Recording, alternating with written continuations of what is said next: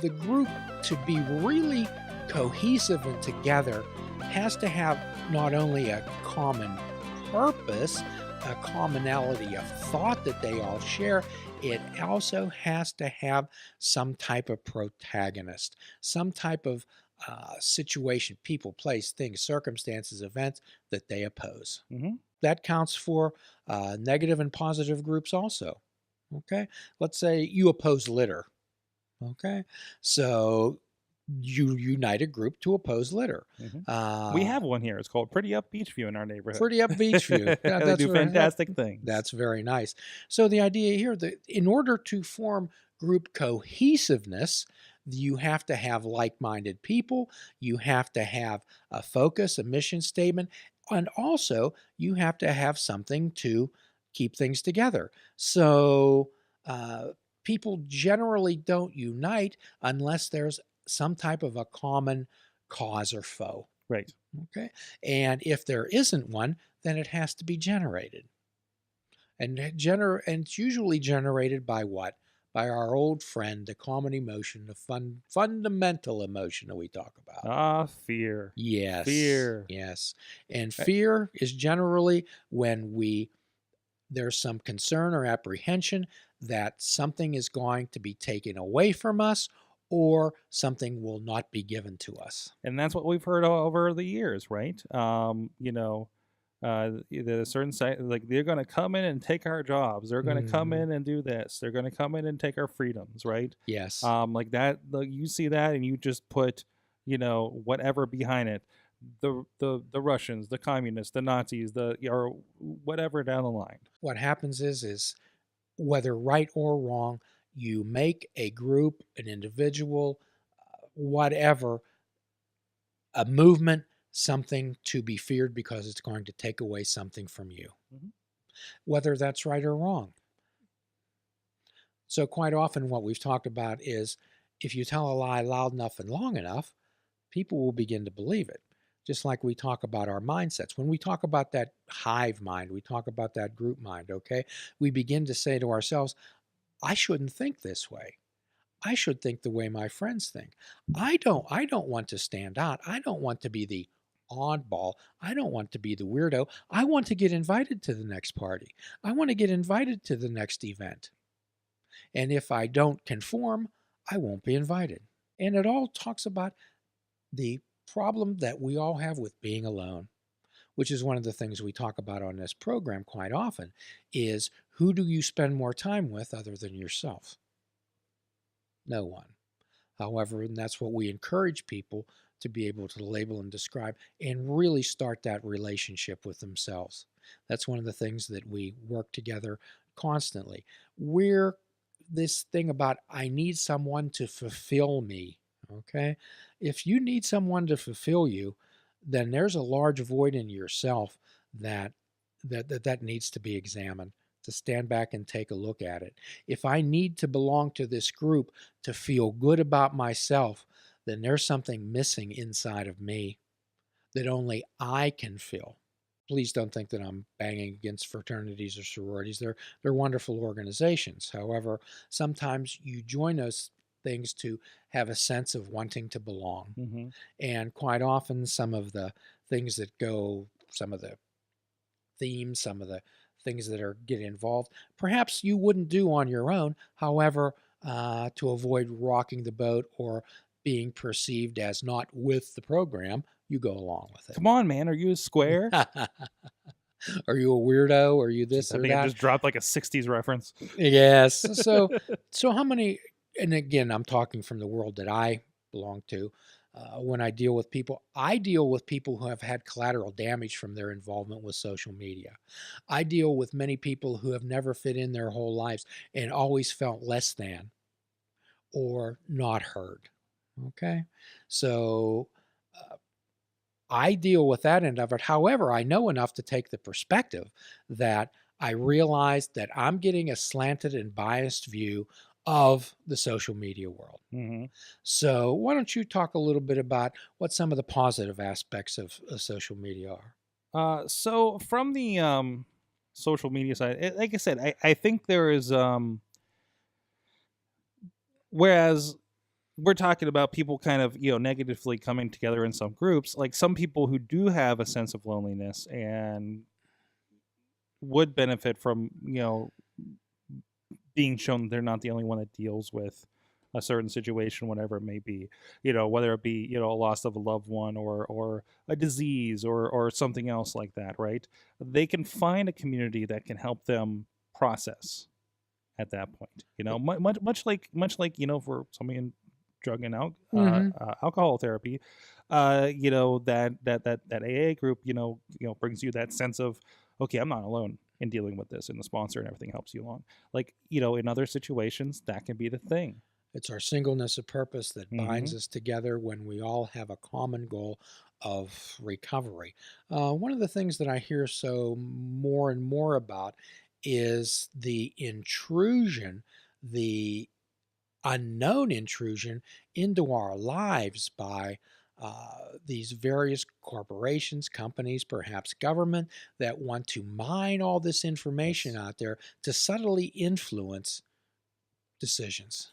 That is an issue, and unfortunately, all these tools come for free, and free is not an actual price out there. Somebody has to pay for all this, and that is, if you're not paying for the product, you are the product. Is one thing that they Would you say. say that again? If you're not paying for the product, you are the product. Mm. That's why you have ads on Facebook. They're collecting the data on you. Yes, absolutely. And you can make a decision not to be a part of that. We always say everything's a choice here, don't we, Jim? Yes, we do. You can choose not to be a part of that system and be a part of the product. I feel like I'm talking about Soylent Green a little bit. We Yes. reference another book from probably around Right. the same era as 1984.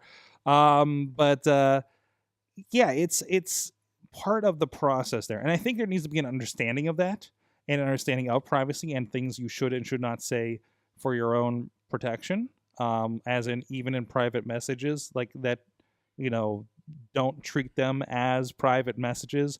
Don't say anything in a private message or anywhere on the internet, and no matter your privacy settings, unless you're some kind of security expert. Even then, that you couldn't see, you would not be damaged by that coming out someday. I think that's a very important point that some people do not. They certainly let themselves become more than vulnerable. Absolutely, open themselves up. How many times somebody had said something about me in a private messages that has been screenshot and sent to me, Mm. right? I mean, that shows, which also leads me to be very careful about what I say to other people in the privacy of. Some people we know that work in government have always told me, like, I will never say anything in text that I don't want to get out there, on a government server or not. So, generally, what advise people when they go to start going to 12-step meetings, I say, despite all of the protestations of anonymity, Hmm. please don't say anything inside of this room that you don't want repeated outside of it because it will be. Absolutely. Okay, so how do you advise people to approach this social media aspect of their lives? I would say cautiously. I think maybe this is also kind of a thing, because we always talk about like learning your own voice, right? Determine what your voice is. Have a little bit of self-awareness, right? I know, not to put on a persona, but I know what part of me I want to put out there, right? And there's a certain, not version of me, but there is a certain part of me that you get when you go to at Sorgatron on any platform, right? But there is another part of me that you see when I'm taking the helm and there's multiple people that do it at Mayhem Show, right? Certain words are said there that I won't say on, Yes. for instance, you know, um, you know, but that's part of it. It's we use the terms personal branding and things like that, but that is part of it. It is a something like that. There is a little bit of, um, just know that whatever you do with that keyboard, with that phone, no matter what that company claims, is something that can be on the internet somewhere in some server in some country forever. And that's what we're talking about. We're talking about making wise mind choices. We're talking about having pause before reaction. Mhm. And one of the things that we always preface a wise mind choice by saying, if you look at that choice, or if you look at what you said tomorrow, next week, a month from now, would you still be proud of that choice? Absolutely. We have freedom of speech and expression in this country, but we do not have freedom and protections against the consequences of those expressions and words. We have the freedom of expression. We have the freedom of thought to the extent that it does not interfere with another person's health or wellness or liberty. Absolutely. That's unacceptable. There's certain levels of civility that one wants to maintain in society. We want to get along. And a really good lesson from another colleague of mine. He is very vocal on his Twitter, and has talked about how, like, then he'll have a client come up and of course they're going to look at his Twitter account. This was several years ago when this was still kind of a newish thing. And he's like, I do say things, and the difference is, if an employer does question me about them, I will stand by the thing I said. Right? And that's his choice. And I'll do the same thing. I will stand by anything I do say, even when I am kind of poking at something, right? And I think that's the difference, right? So you do what you say and you say what you do. Absolutely. You take, and what we always talk about on this program is taking ownership and taking responsibility for what you do and say. You should see the tweets I haven't sent. There's always a moment there, right? So again, we always keep referring back to 12-step recovery here. Mm-hmm. What does that 10-step say? Continue to take personal inventory, and when we were wrong, promptly admitted it. Mm-hmm. So we've done podcasts in the past on people who always insist on being right. I'm sure there's many people out there. On the opposite end of that spectrum, none in this room, none at all in this room. On the opposite end of that spectrum, we've also done a podcast on serial apologizers. That was one of my favorite ones, actually, because so many people that I deal with, so many people out in the world, they resonate with that. And they say, that's me. That's me. So what we try to do is we find on this particular program, our platform, what we try to do is find commonalities. We throw different topics out there. We go into all different types of directions. We try to have different type of views and thoughts here, performers on this show, to find a common connection with someone somewhere. Okay?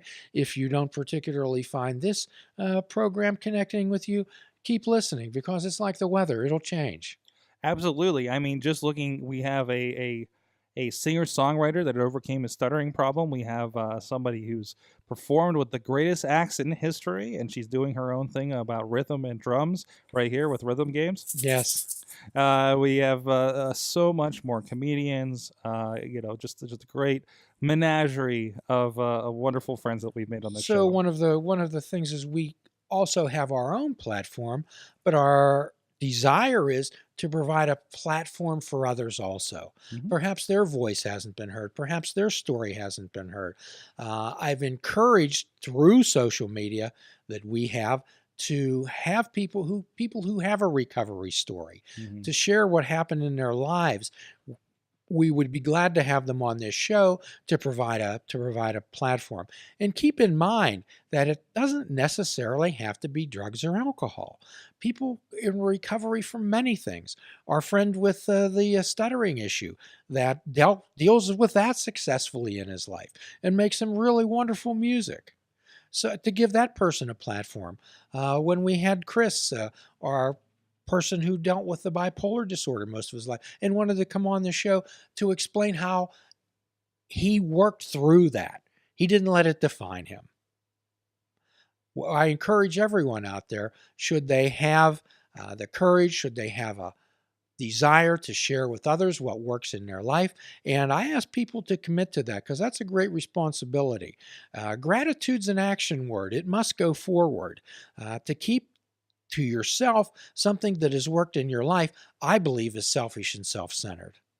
If you have something that you could share and help people out there, and perhaps would have the courage to do so, we offer you this platform, and we encourage everyone out there to contact us, and should the stars cross, perhaps we can get together and have you share your story. We've hoped that we've maybe provoked you a little bit into some action.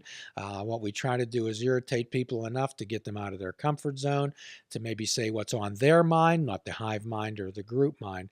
And as always, at the end of every program, we give a free prescription: fruits, nuts, and vegetables. Unplug your television and take up fishing. And for a truly mindful experience, we suggest that you fish without bait. Until then, do a kindness for yourself, do a kindness for another. Forgive yourself, forgive another. Till all are free, none are free.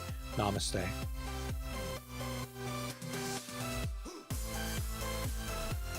Please check out our website at fishingwithoutbait.com, where you can listen to the show, comment on our discussions, and find out where you can subscribe to our podcast.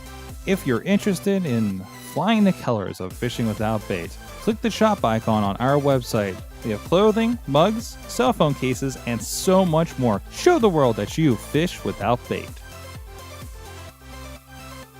This show is a member of the Sorgatron Media Podcast Network. Find out more at sorgatronmedia.com.